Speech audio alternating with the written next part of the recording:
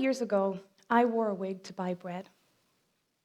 For no particular reason, no costume party, and something strange happened. No one cared. That was the moment that changed everything. See, I had been stuck in a career that was going nowhere.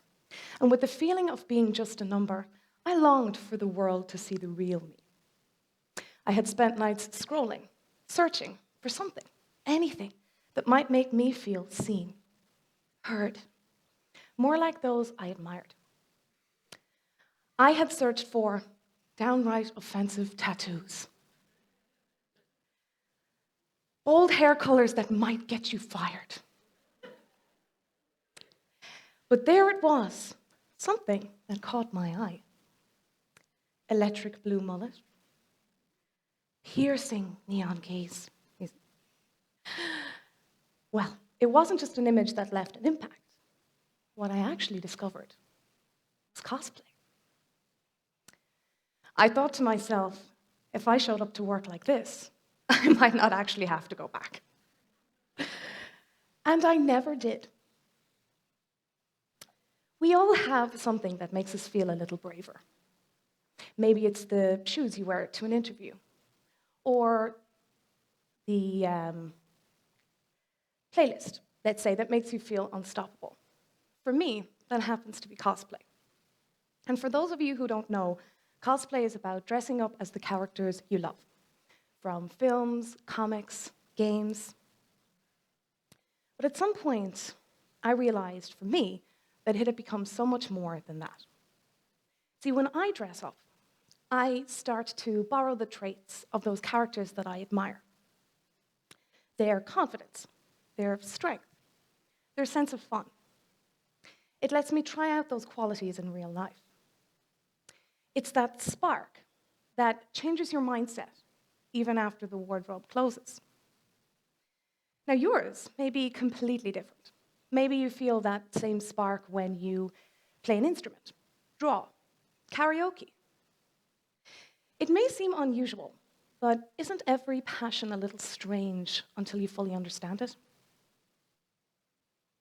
It's about finding that one thing that lets you see yourself differently, something that inspires you to change. Here's the secret. Passion isn't something you wait for. It's something you borrow. It's something you practice. Cosplay is how I practice.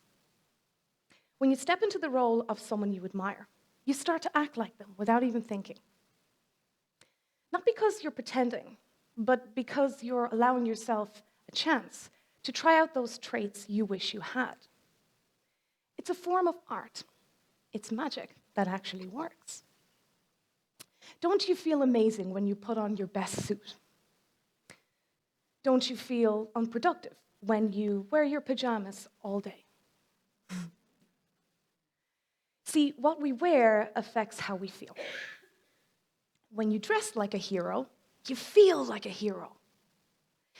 Because trying something new can wake up that childlike part of ourselves that used to be curious, that yearns to explore.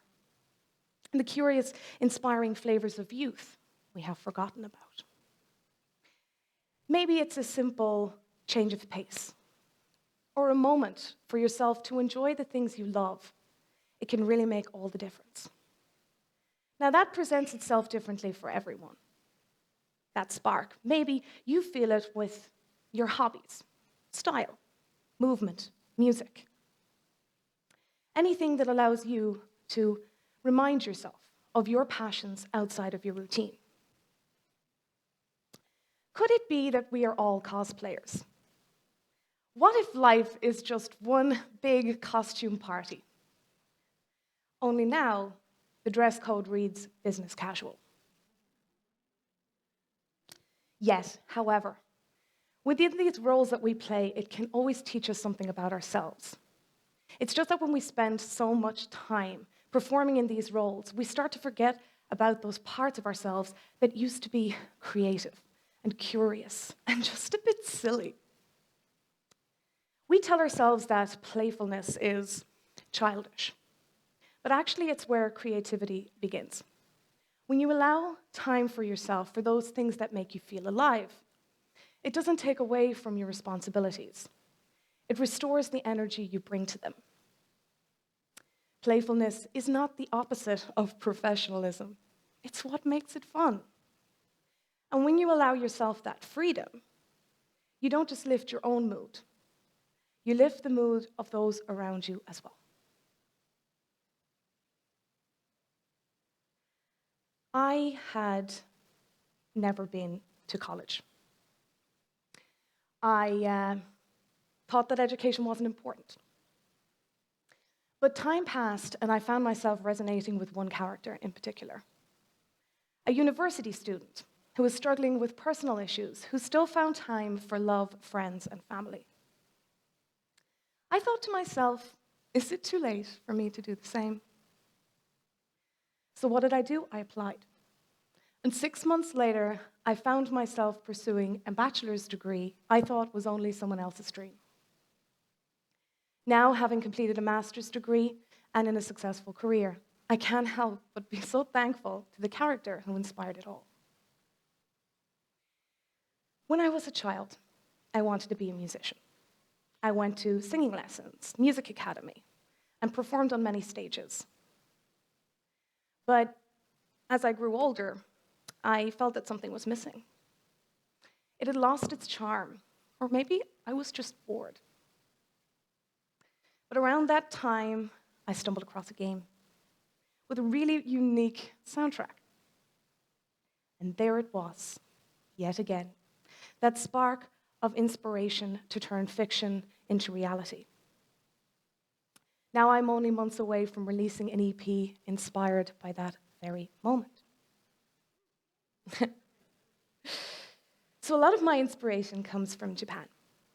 So naturally, it was the place I wanted to visit the most. To see those streets, the stations, the shops I'd only ever seen through my favorite character's eyes. But I didn't just follow your typical tourist itinerary. I chased down real-world locations of places I'd only ever seen on book covers. And my plan was simple, to travel from one end of the country to the other and trace the hometowns of my heroes. But what I didn't expect was how sometimes reality can actually outshine fiction. I watched fish leap 2 feet out of the ocean. I drove up a mountain so high, my ears popped. And I watched a red moon set beyond the pier. The kind of rare moments that no story could ever quite capture off the page. Standing there, I had realized something. That what I truly valued were those moments of inspiration that had led me there in the first place. And to think that if I hadn't found my passion and stepped outside of my comfort zone, that I may have never lived moments like that at all. See, it isn't about escape, it's about discovery. And science agrees. Psychologists have found that children who imagine themselves as the heroes they admire can perform better on tasks. It's called the Batman effect by White and Carlson. Another study in clothed cognition found that what we wear actually affects how we think and behave. And then there's identity exploration, or the possible self. To think about who we could become can strengthen who we are. In other words, role-playing doesn't have to just be about pretend. It's practice. See, every time that someone inspires me, I try something new. Because that's how inspiration works. It dares you to live a little bit more like the person you admire. In fact, it's one of the most human things we can do to imagine, experiment, and evolve. So let's try it together. Today, I want you to think about someone you admire. This week, I want you to name one thing about them that inspires you. And this month, I would like you to try it out for yourself. 5 years ago, I wore a wig to buy bread. Now, I wake up every morning and think, Who do I want to be today?